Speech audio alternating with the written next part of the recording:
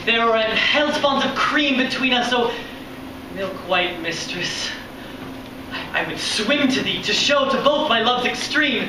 Leandra-like, yea, dive from brim to brim.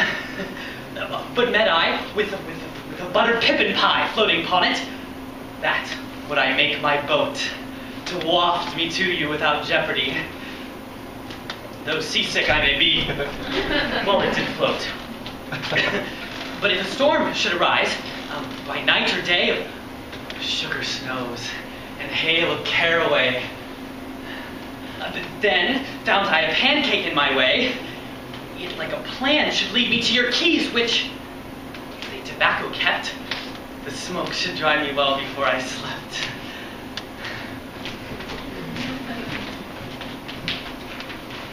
Oh, soft! Take care you don't speak to me too frankly of your passion.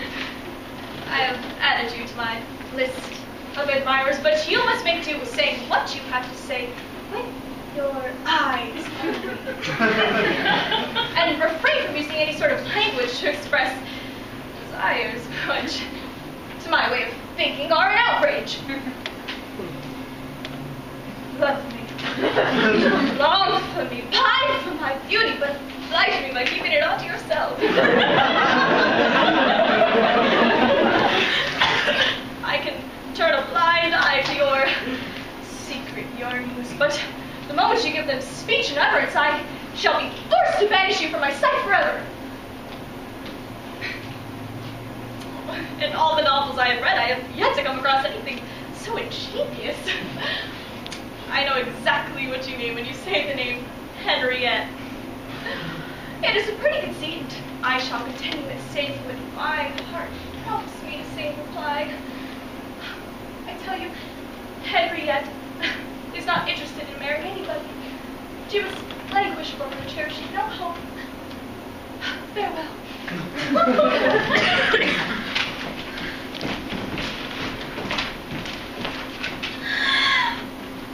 That is not true. Young women need the prom. There are only a few things in life that are guaranteed to be filled with sparkling gowns and cummerbunds. I mean, prom is the quintessential teenage experience. This ceremony symbolizes our journey from the shadows of adolescence to the bright sunshine of the adult world with all of its freedom. And it may be the only chance that I ever get to dance with a boy. But it is my right, and the right of every plain frumpy, bookwormish, soon-to-be librarian, to have one night of Cinderella magic. So even if we have to go with our cousin,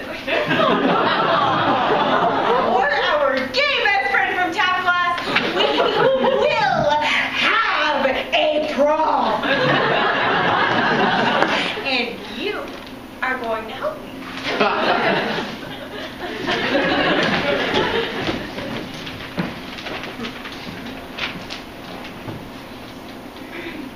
How now, my lord? Faith, this is more than need. Am I thus to be jested at and scorned? 'Tis more than kingly or imperious. And sure, if all the proudest kings in Christendom should bear me such derision, they should know that I have scorned them and their mocks. I love your minions. Dote on them yourself. I know none else but holds them in disgrace. And that villain for whom I bear this deep disgrace, even for your words that have incensed me so, shall buy that trumpet's favor with his blood, whether he have dishonored me or no.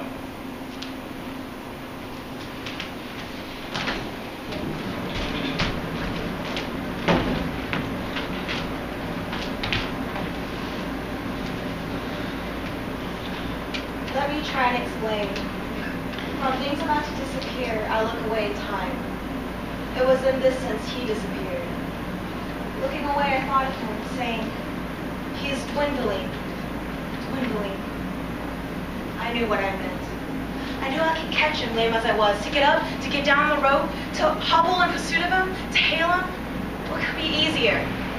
He hears my cries, turns and waits for me. I am up against him, up against the dog, gasping between my crutches. little frightened of me, a little sorry for me, disgusted not a little. I'm not a pretty sight. I don't smell good. What is it I want? That tone I know, compounded of pity, of fear, of disgust. I want to see the dog, see the man, at close corners, know what smokes, inspect the shoes, find out other things. He is kind, and he tells me of this and that and other things, whence he comes, whither he goes. I believe him. I know it's my only chance. I know it's my only chance. I believe all that I'm told. I've only displayed too much in my long life, and now I swallow everything greedily.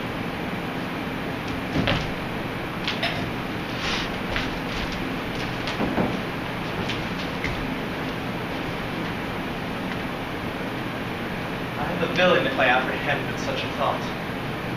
But then to attempt the deed, slave thou art damned without redemption.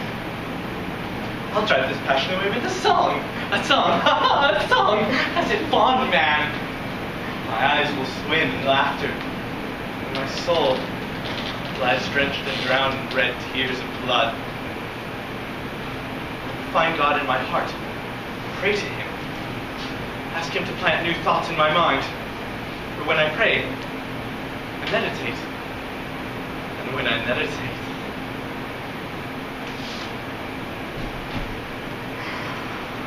oh, God, forgive me!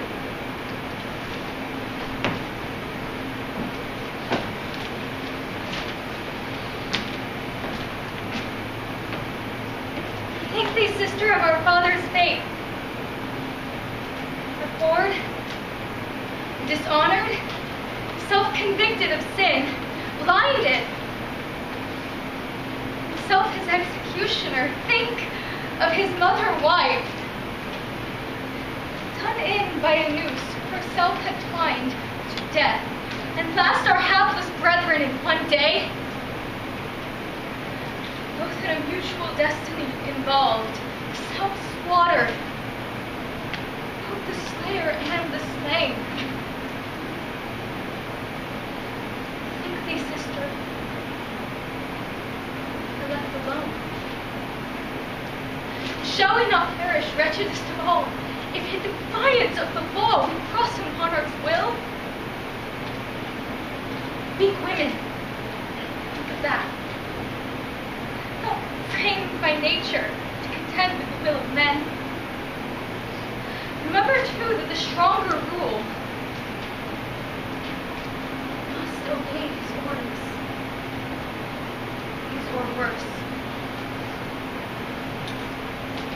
Therefore, plead compulsion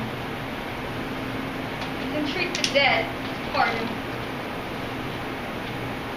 I perforce obey the powers that be. This foolishness I ween, overstepping aught more than me.